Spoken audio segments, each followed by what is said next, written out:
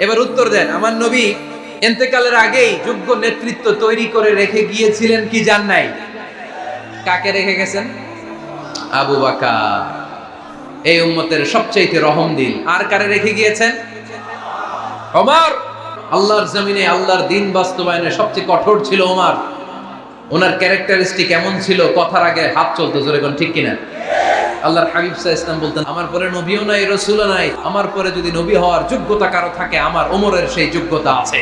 কোন একদিন এদেশের আকাশে কালিমার পতাকা উড়বে, সেদিন সবাই খোদাই বিধান পে দুঃখ বেদনা ভুলবে।